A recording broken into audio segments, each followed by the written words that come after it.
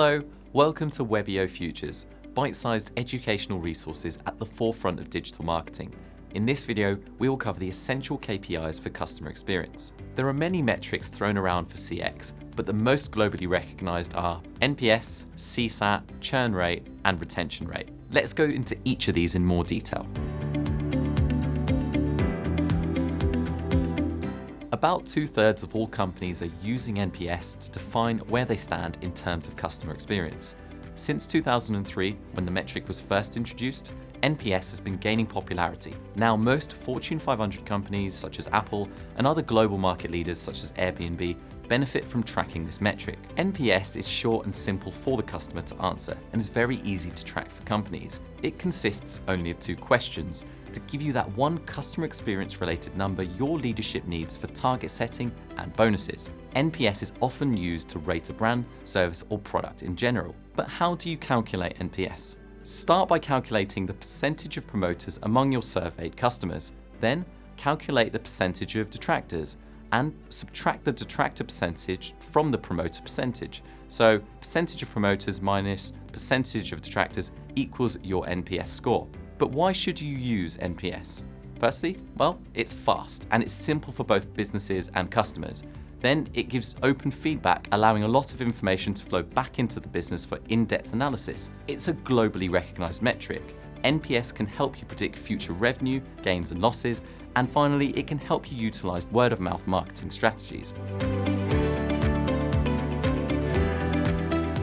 CSAT is another of the most used CX metrics. It has many forms and scales, but the most common is a scale of 1 to 5.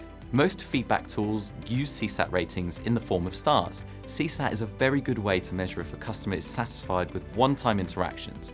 It's most often used in customer service or customer support, and CSAT can easily be adapted to meet particular needs of your organization. But why should your business use CSAT? CSAT is another very simple and efficient customer experience metric to implement.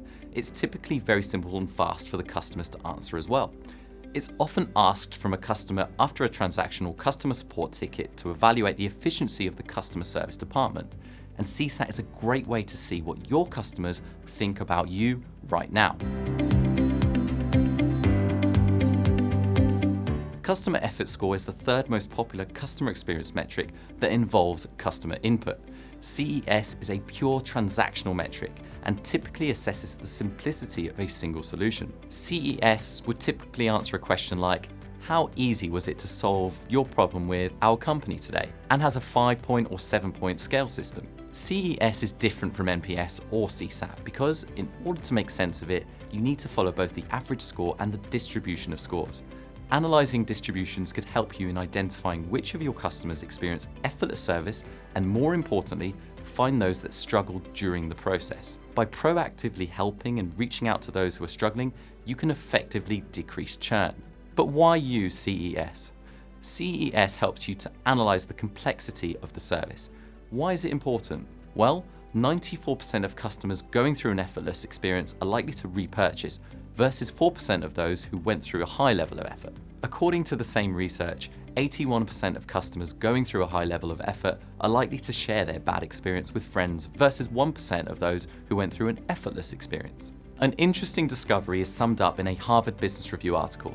Stop trying to delight your customers. Companies create loyal customers not by wowing them, but by providing an effortless experience. CES is a good metric for revealing detraction drivers. With NPS and CSAT, you most likely get a more balanced view, not only of your weaknesses, but also of your strengths. Using any one of them is useful to understanding the customer experience. Customer churn rate reflects how many of your customers will have stopped using your products or services. Generally, customer churn rate counts the total number of lost customers or the percentage of lost customers within a defined time period.